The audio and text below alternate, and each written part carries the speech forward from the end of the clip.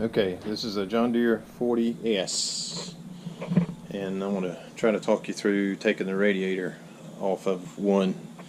If you're a novice like me, this will come in handy. First thing you'll have to do, which I did in a previous video, was I took off the hood, the nose, and the front weights. Get them out of the way. The next thing that you'll have to do, which is what I did starting on this video, was doing all the stuff to actually take the radiator out.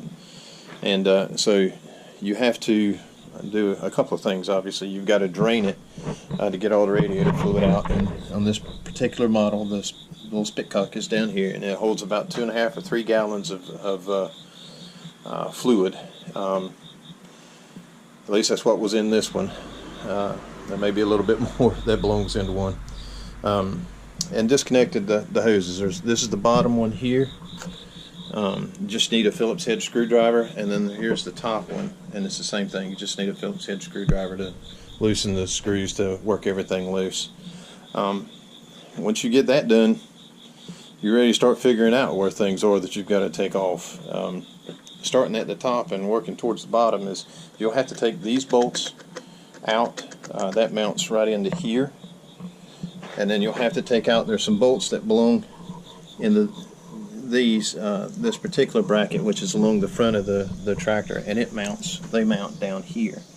And these are on both sides. You have this top bolt on the other side as well, and the two bottom ones are on the opposite side. Once you do that, you need to take this light off. You'll figure that out if you forget to. It'll get in your way and you can't move without it.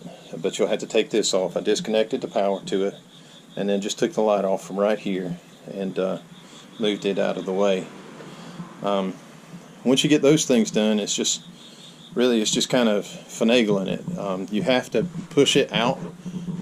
If you're looking at the front of the tractor, you have to push it from the left as you're looking at the front of it towards the right. And you can angle the top. Sometimes you get to points where it gets kind of stuck, so you angle the top of the radiator out some to move it along, or you may have to push it forward some to move it along. You can't push it back because the fan will catch it, but you may have to push it forward a little bit or lean it forward a little bit to get it clear of everything. And with some finagling with that, you'll get it out. I did take the fan shroud off of it. I didn't know if I needed to or not. But I loosened it up, took the screws and everything out of it, but it turns out I don't think I needed to do that because it just kind of came out with it anyway, and it did go in front of the fan blades, so I don't think that I needed to do that.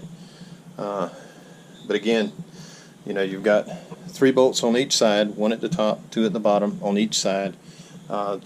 Release the water hose from the bottom and from the top, and move this light out of the way.